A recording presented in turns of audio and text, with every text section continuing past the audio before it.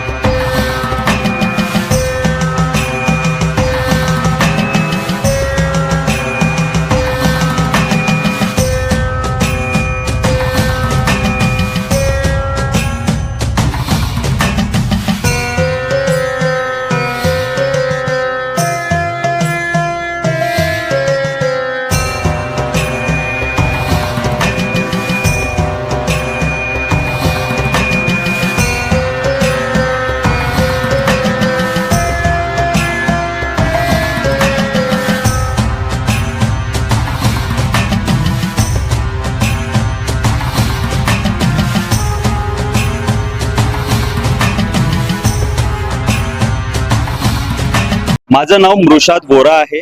मी इकडचा ट्रस्टी आहे, trustee secretary आहे या मंदिरासाठी आणि इकडे पूर्ण आयोजन पूर्ण टीम मिळून करते।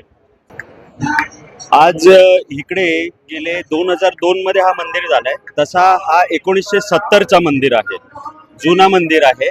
2002 पासून इकडे शिवरात्री आयोजन करण्यात येते आणि दर शिवरात्रीला इकडे जनरली शंकराची जी पिंड असते त्याच्यावरती बर्फाचं शिवलिंग बनवलं जातं। ही अशी आयोजन असते। सकाळपासून पूर्ण पूजा वगैरे चालू असते, प्रसाद दिला जातो, थंडाई प्रसाद असतं, खजूरचा प्रसाद असतं, असं पूर्ण दिवसभरातलं चालू असतं।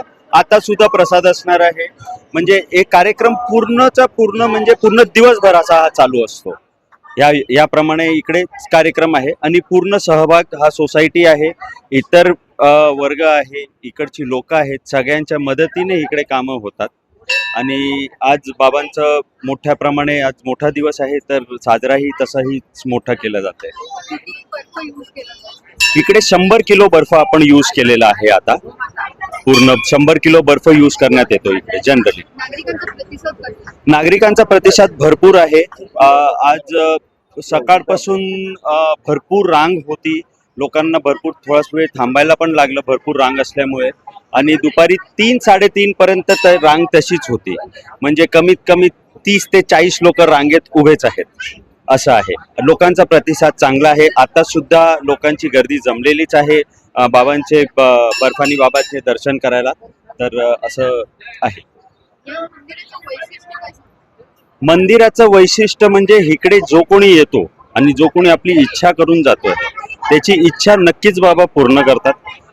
टाइम असेल म्हणजे थोडासा वेळ पुढे मागे जरूर होतो, पण त्याची इच्छा ही नक्कीच पूर्ण होते आणि त्याच्यामुळे लोकांचा प्रतिसाद आणि लोकांची श्रद्धा सुद्धा या मंदिरावर जास्त आहे।